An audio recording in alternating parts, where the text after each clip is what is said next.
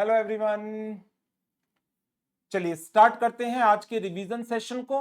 और हम आज कवर करेंगे चैप्टर नंबर 3 जिसका नाम है audit planning strategy and execution. इस चैप्टर को आईसीएआई ने 3 मेन हिस्सों में कवर अप किया है। पार्ट नंबर 1 में डिस्कशन की गई है ऑडिट प्लानिंग की, स्ट्रेटजी की, एग्जीक्यूशन की। पार्ट नंबर 2 में हम डिस्कस करेंगे 600 सीरीज के 3 स्टैंडर्ड, 600, 610 एंड 620। और फिर आएगा इसका लास्ट पार्ट, पार्ट नंबर 3, जिसके अंदर 2 स्टैंडर्ड कवर अप होते हैं। एक 540 अकाउंटिंग एस्टिमेट्स का और दूसरा 520 एनालिटिकल प्रोसीजर्स का। तो चलिए स्टार्ट करते हैं विद द पार्ट नंबर 1, जो बेसिकली इसका इंट्रोडक्टरी पार्ट है, जिसमें हम प्लानिंग, स्ट्रेटजी, एग्जीक्यूशन, प्रोग्रामिंग, इन चीजों को डिस्कस करेंगे। तो सबसे पहले बात कर लेते हैं ऑडिट प्लानिंग का एक जनरलाइज्ड मीनिंग क्या है। इसके अंदर 2 मेन चीजें कवर अप हो जाती हैं। पहला पार्ट जो इसमें कवर होता है that is to establish the overall audit strategy and to develop an overall audit plan। Audit strategy को एस्टैब्लिश करना और एक ऑडिट प्लान को डेवलप करना। ऑडिट प्लानिंग के क्या फायदे हैं? ऑडिट प्लानिंग के through auditor can devote attention to important area. Auditor can identify and resolve potential problem। Planning helps in conducting an organized and managed audit। Planning helps in selection of suitable engagement team members। Planning helps in coordination of work performed by the engagement team members and by the auditors of component। Planning helps in direction and supervision of engagement team members। Now, इसके बाद बात आती है what are the various factors जो planning की nature and extent को affect करते हैं। 3 मेन फैक्टर हैं। यदि क्लाइंट के बिजनेस का साइज और बिजनेस की कॉम्प्लेक्सिटी, साइज बड़ा होगा, प्लानिंग बड़े लेवल पर जाएगी, बिजनेस एक्टिविटीज की कॉम्प्लेक्सिटी ज्यादा होगी तो प्लानिंग भी हाई लेवल के ऊपर करनी पड़ेगी। तो size and complexity of clients business, past experience of the auditor with the client, and changes in circumstances. These are the 3 factors that affect the nature and extent of planning: size and complexity of client's business, past experience with the client, and changes in the circumstances। Content of audit plan. Audit plan के अंदर हम किन किन चीजों को cover करते हैं? Audit plan के अंदर कवरेज की जाती है nature, timing and extent of risk assessment procedures as determined under SA 315। Nature, timing and extent of planned further audit procedures. Further audit procedures जैसे test of control, substantive procedure, test of detail, substantive analytical procedures as determined under SA 313। And besides RAP and FAP, audit plan shall also include other planned audit procedures that are required to be carried out in a specific circumstances। So these are the contents of audit plan। Now, what are the factors that is to be considered by the auditor in the development of an overall audit plan? तो overall audit plan को develop करते वक्त auditor is required to consider terms of engagement, nature and timing of reports to be issued, various legal and regulatory requirements under which the entity operates, accounting policies that are being used to prepare the financial statement and whether any changes made therein, effect of any new accounting or auditing pronouncements, identification of significant audit area. जो audit area significant है उनको definitely आपको अपने audit plan में extensively cover up करना पड़ेगा.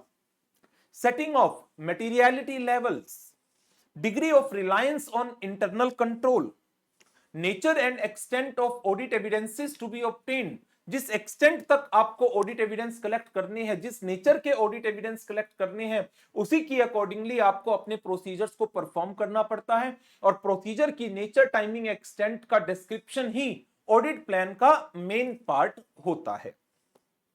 Establishing and coordinating the staff requirements.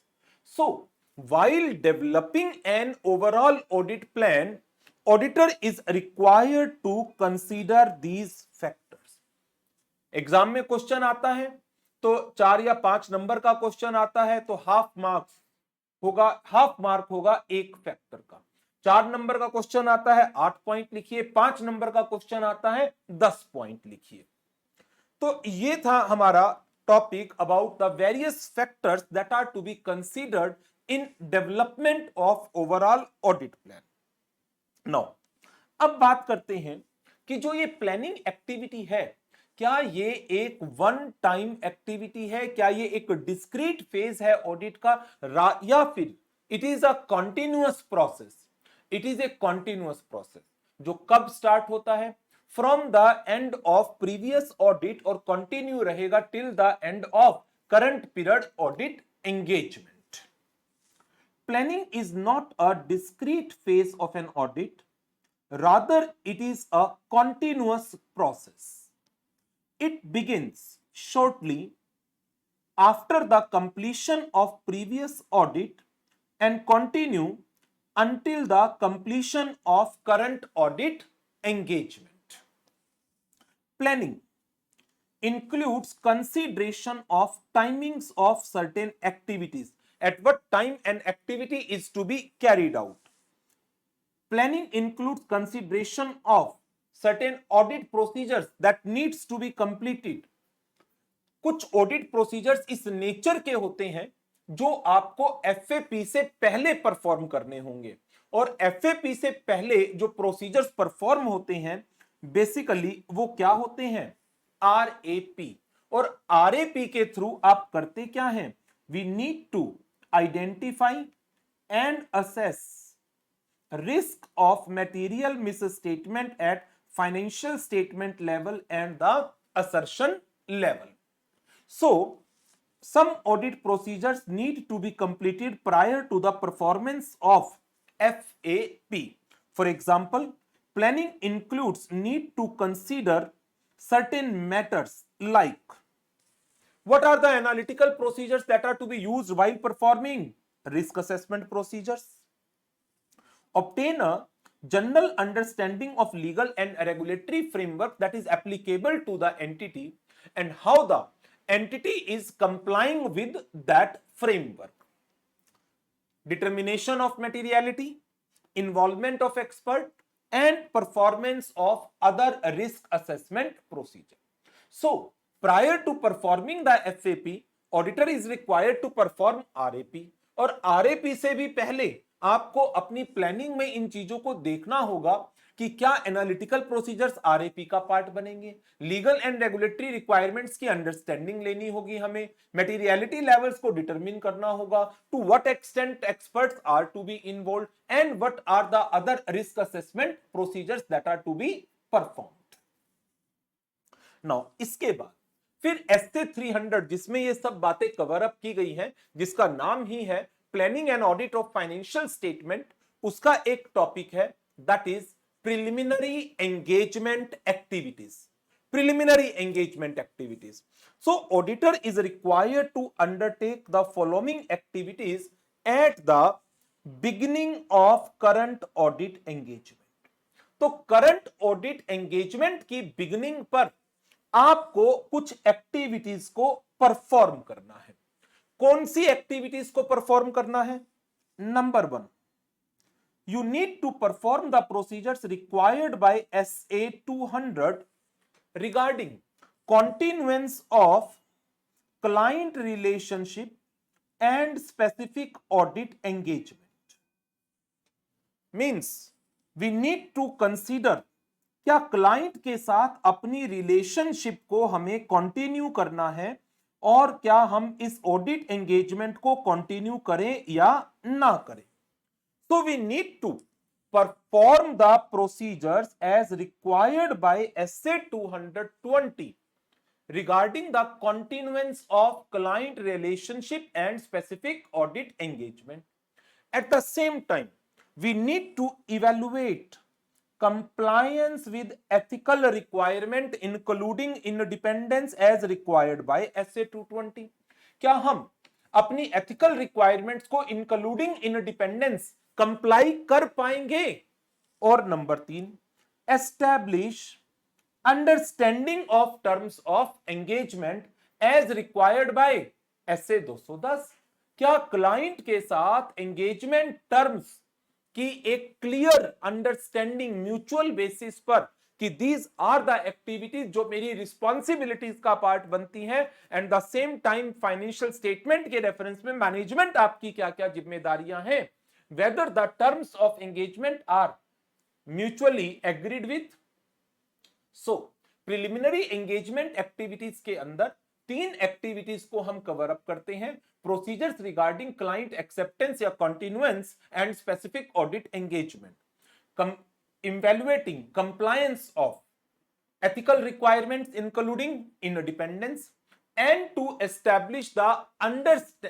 to establish whether the terms of audit engagement are understand or not. Next one, changes to planning decision. Auditor is required to update and change overall audit strategy and audit plan as necessary during the course of audit. तो जो auditor ने अपनी audit strategy बनाई है, audit plan बनाए हैं, auditor is required to update and change this audit strategy and audit plan.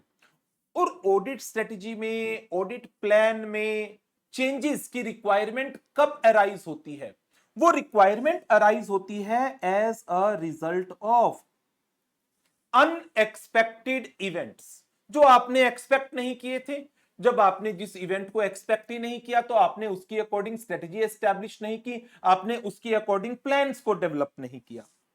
Conditions जो आपने इनिशियली सोची थी उसमें चेंजेस आ गए, या ड्यूरिंग द पीरियड आपने ऑडिट एविडेंस ऑब्टेन्ड किए हैं as a result of performing the audit procedure, जिसके बेसिस पर now auditor is of the opinion that audit strategy and audit plan जो initially established and developed किए गए थे, now they are required, now changes are required in that strategy or plan.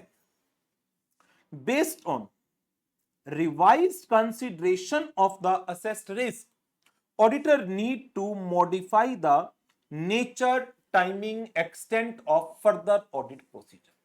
So जो procedures आपके plan के अंदर mention किए गए हैं, प्लान के अंदर 3 तरह के प्रोसीजर हैं, अभी हमने बात की. एक RAP, दूसरा FAP और तीसरा अदर. तो जब आप अपने ऑडिट प्रोसीजर्स को परफॉर्म कर लेते हैं, उसके बेसिस पर जो ऑडिट एविडेंसेस आपने कलेक्ट किए, या अनएक्सपेक्टेड इवेंट्स आपके सामने आ गए, या कंडीशंस में कोई चेंज आ गया, then you are required to make necessary changes in the audit procedures. तो ऑडिट प्रोसीजर का चेंज बेसिकली क्या है? Change in audit plan. क्यों? क्योंकि ऑडिट प्रोसीजर तो इटसेल्फ किसका पार्ट है? प्लान का. ऑडिट प्लान में इन्हीं प्रोसीजर्स का डिस्क्रिप्शन वही तो मेंशन होता है. So this is about the audit planning activities. Audit planning activities में एक तो बात आ गई ऑडिट प्लान की. अब मैं आपके साथ बात कर रहा हूं ऑडिट स्ट्रेटजी की. ऑडिट स्ट्रेटजी ऑडिट प्लान से पहले एस्टैब्लिश्ड की जाती है.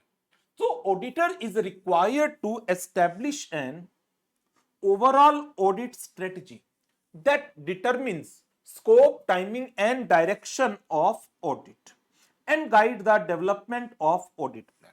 तो एक चीज बिल्कुल क्लियरली आपको समझना होगा, पहले ऑडिट स्ट्रेटजी एस्टैब्लिश्ड होगी और उसके बेसिस पर ऑडिट प्लान को डेवलप किया जाएगा। ऑडिट स्ट्रेटजी को जब आप एस्टैब्लिश कर रहे हैं तो ऑडिट स्ट्रेटजी आपको बताती है कि आपकी ऑडिट अप्रोच क्या रहने वाली है, with in how much time you will complete the audit, आपके ऑडिट रिसोर्सेज मतलब मैन पावर कौन सी रिक्वायरमेंट है आपकी, कितना टाइम आपको लगेगा ऑडिट को कंप्लीट करने में।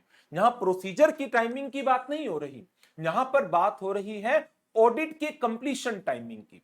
So nature, timing, extent of procedure की चर्चा नहीं कर रहा मैं यहां पर, मैं बात कर रहा हूं ऑडिट स्ट्रेटजी की। तो चर्चा हो रही है ऑडिट के स्कोप की, ऑडिट के टाइमिंग्स की, ऑडिट के अंदर जो डायरेक्शन देनी है अपनी एंगेजमेंट टीम के मेंबर्स को। हेंस जब आप ऑडिट स्ट्रेटजी को एस्टैब्लिश करते हैं तो auditor is required to consider these 5 following factors. Number 1, identify the characteristics of the engagement that define the scope of the engagement. Ascertain the reporting objective of the engagement so as to plan the timing of audit and nature of communications required. Consider the factors that are significant in directing the engagement team effort. Consider the result of preliminary engagement activity. कौन सी है preliminary engagement activities? Performing the procedures as to the client acceptance and specific audit engagement. Evaluating compliance of ethical requirements including independence, establishing understanding of terms of engagement. And next one, ascertain nature, timing and extent of the resources that is necessary to perform. Nature, timing, extent of the resources necessary to perform. So audit strategy में हम इन्हीं चीजों को cover up कर रहे हैं कि audit strategy audit के स्कोप, टाइमिंग एंड डायरेक्शन को एस्टैब्लिश करती है and at the same time helps in the development of overall audit plan. While establishing the overall audit strategy, auditor shall number 1 identify the characteristics of the engagement, ascertain the reporting objective, factors that are significant in directing the team effort, consider the result of preliminary engagement activities, and ascertain the nature, timing, extent of the resources necessary to perform the audit. Now, audit strategy को establish करने के main benefits क्या है?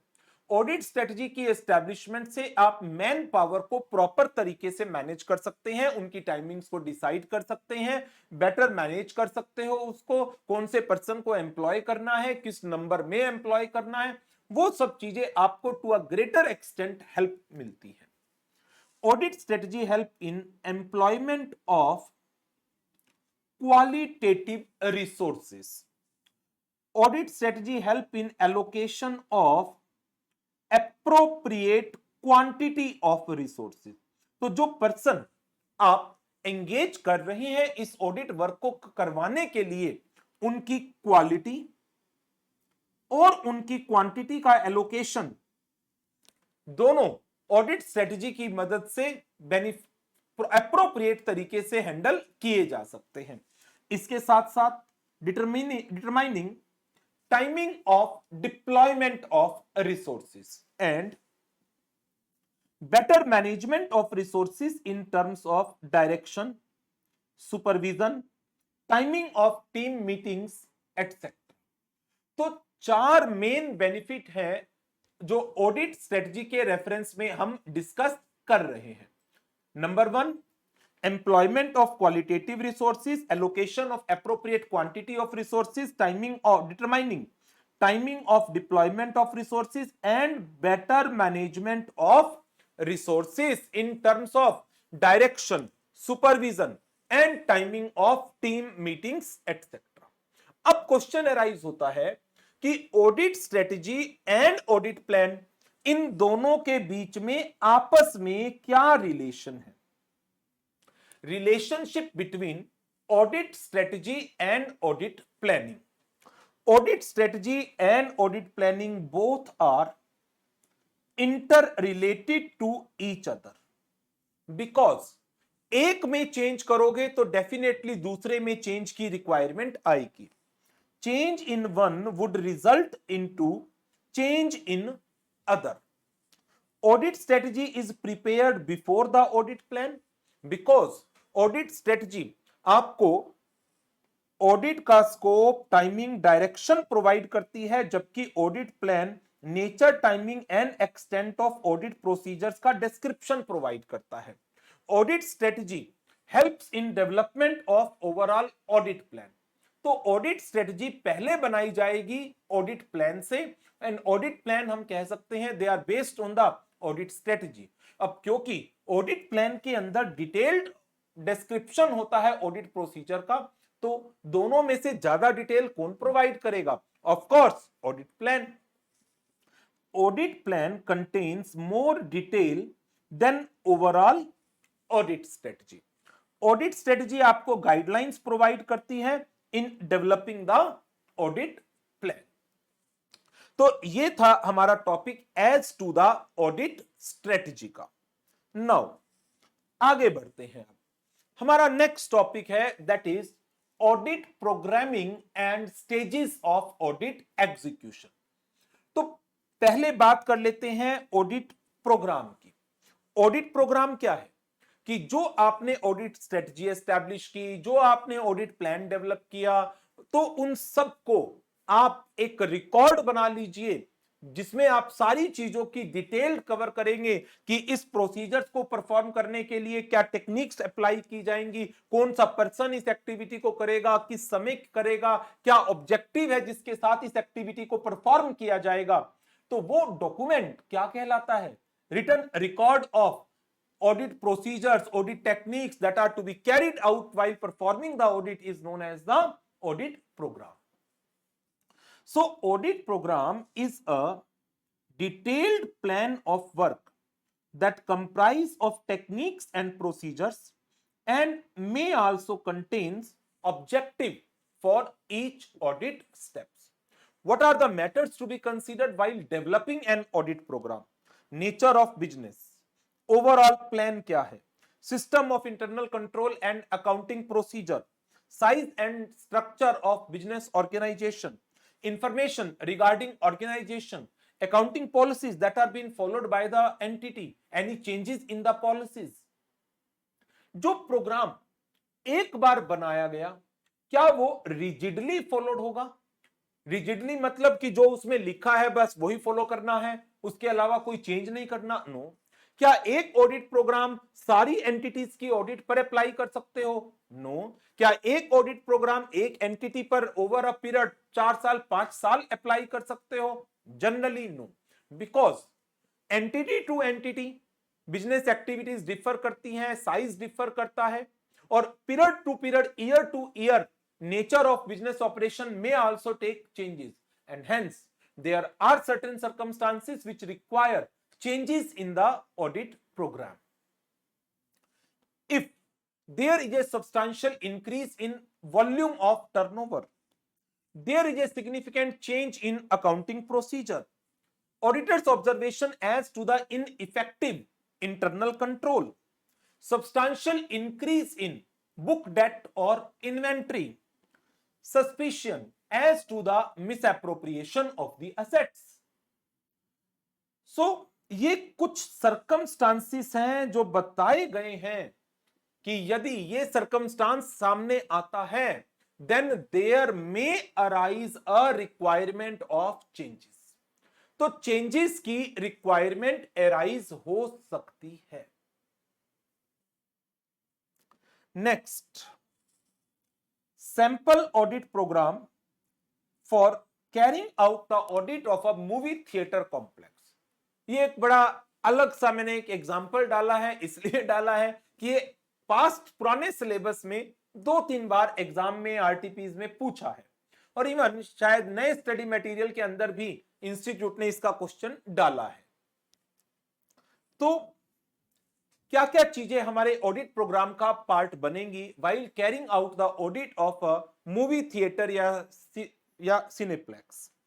Pursue the memorandum and article of association, ensure the object clause permits the entity to engage in this business activity, to examine the income from sale of ticket, ensure collections are properly accounted, verify the system of online booking of various shows, check there is overall system of reconciliation of collections with number of seats available.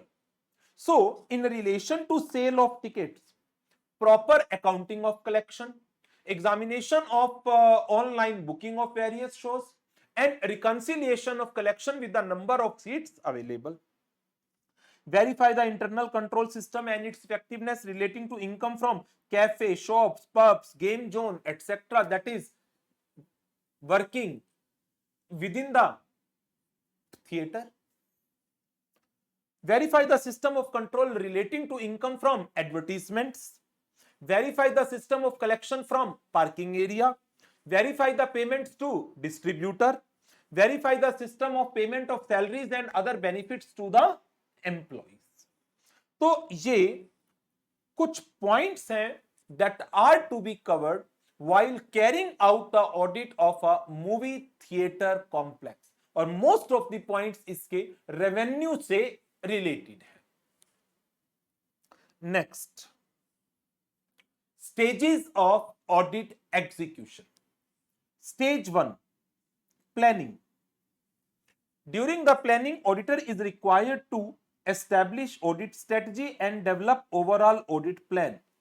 So consider the manpower requirement, qualification of members of the engagement team, time factor, etc. Stage 2, evaluation of risk and control. Conduct a detailed assessment of risk and control as per the requirement of SA 315. Perform RAP so as to identify whether risk of material misstatement exists. If yes, assess how much that risk is. Testing. Now, first test the operating effectiveness of the internal control so as to determine क्या controls exist करते हैं, क्या control effective है, क्या control continue रहे हैं throughout the audit period. Thereafter, perform substantive procedures like test of detail, substantive analytical procedures so as to collect sufficient appropriate audit evidences as to the completeness, accuracy and validity of the accounting data. Stage 4, final stage reporting, जिसके अंदर आप क्या करेंगे कि आपने जो ये appropriate procedures perform करके ऑडिट एविडेंसेस कलेक्ट किए हैं, उन ऑडिट एविडेंसेस के बेस पर you need to draw the conclusion, और ये कंक्लूजन एक बेस बनता है for expressing the opinion, and the opinion जो आपने फ्रेम की है, it should be expressed in the form of audit report as required by the SA7. तो ये हमारे इंट्रोडक्टरी टॉपिक थे इस चैप्टर के अंदर. अब इस चैप्टर का जो पार्ट नंबर 2 है वो है स्टैंडर्ड्स का, और स्टैंडर्ड्स को भी हम दो पार्ट्स में डिवाइड कर लेंगे. एक पार्ट इसका 600, 610, 620, 600 की सीरीज का होगा, और दूसरा पार्ट इसका 500 के दो स्टैंडर्ड होंगे, 540 एंड 520. राइट? तो उसकी रिकॉर्डिंग अलग सेशन में करता हूं. पार्ट 2, पार्ट 3 आपको एक वीडियो जो मिलेगी वो एक कंबाइंड वीडियो मिल जाएगी. ठीक है, तो इस रिकॉर्डिंग को ओवर कर देते हैं अभी, और नेक्स्ट पार्ट 2 में 600 सीरीज की रिकॉर्डिंग शुरू करते हैं. राइट? Okay, bye.